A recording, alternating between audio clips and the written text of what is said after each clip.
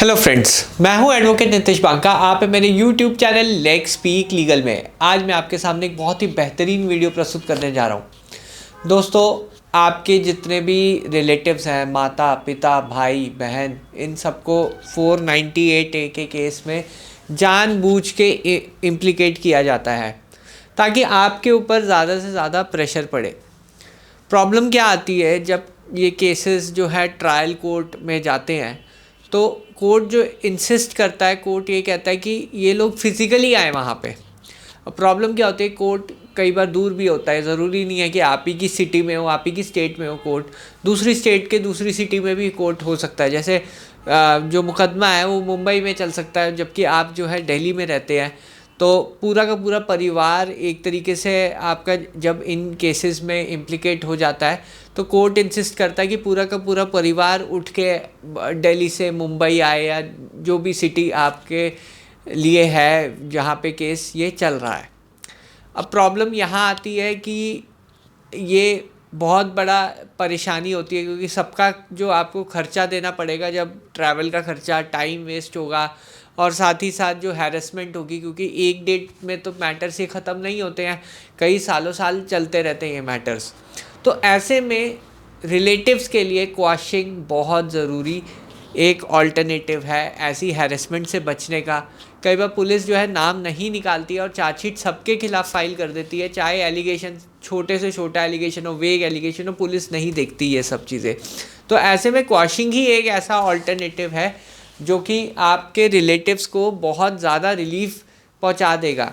एक क्वाशिंग में आपके सारे के सारे जो है रिलेटिव्स अगर बाहर निकल जाते हैं, तो आपको जो है काफ़ी रिलीफ मिलेगा। आपके ऊपर ही सिर्फ प्रेशर होगा, बाकी सबके ऊपर कोई प्रेशर नहीं होगा। एटलीस्ट वो लोग आउट होंगे इस मैटर से, और आपको जो है आगे बहुत बेनिफिट्स हैं इसके। जैसे कि आप काउंटर केस फाइल कर सकते हैं, या फिर आप डाइवोर्स भी ले सकते हैं जब आप रिलेटिव्स की क्वाशिंग के लिए जाते हैं। अब आज की वीडियो में मैं ये डिस्कस करने वाला हूँ कि क्या क्या ग्राउंड्स होते हैं इस तरह की क्वाशिंग लेने के लिए।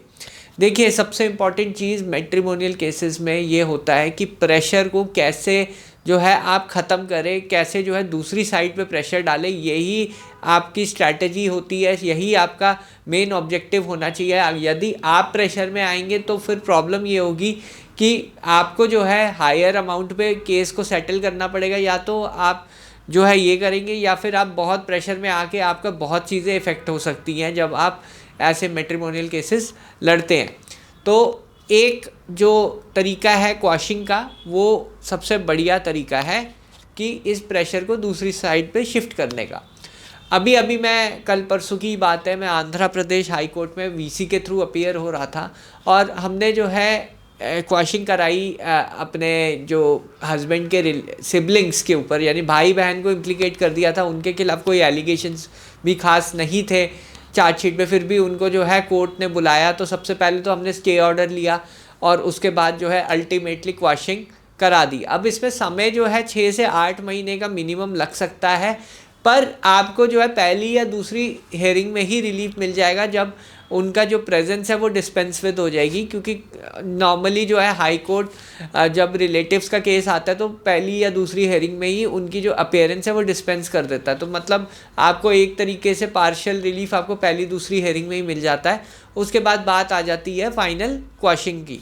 अब क्वाशिंग के ग्राउंड्स क्या क्या लें? मेनली ग्राउंड जो रिलेटिव्स का होता है कि इनके खिलाफ कोई भी स्पेसिफिक एलिगेशन नहीं होता पूरी चार्जशीट में। टाइम, डेट, प्लेस के साथ कोई भी स्पेसिफिक रोल नहीं होता। वो ही बस एक ही एलिगेशन मैंने बहुत कॉमन देखा है, और कमेंट कीजिए अगर आपकी भी चार्जशीट या एफआईआर में ऐसा एलिगेशन है तो, कि इन सब ने मिलके मेरे को मारा पीटा और दहेज की डिमांड की, ऐसा एलिगेशन होता है। ये बड़ी वेग एलिगेशन स्टेटमेंट्स होती हैं, जिसमें कोई भी जो भी रिलेटिव है उसका स्पेसिफिक रोल नहीं है। भाई का रोल क्या नहीं है, या बहन का रोल क्या है आपकी, या फिर मदर फादर का रोल क्या है। तो यहाँ पे जब मदर फादर भाई बहन ये सब लोग आ जाते हैं पिक्चर में, कई बार तो जेठ जेठानी उनके हस्बैंड को भी इम्प्लिकेट कर दिया जाता है, तो यहाँ तक बात चली जाती है। तो जब कोई स्पेसिफिक एलिगेशन नहीं होता इन एफआईआर में, वो अलग रहते हैं। मैरिड सिस्टर इन लॉ है, वो अलग रहती थी है, वो भी एक ग्राउंड है क्वाशिंग का, स्टे लेने का। आपको पहली दूसरी तारीख में ही स्टे मिल जाएगा। और साथ ही साथ जो है आपकी एंड में क्वॉशिंग पॉसिबल है ऐसे केस में।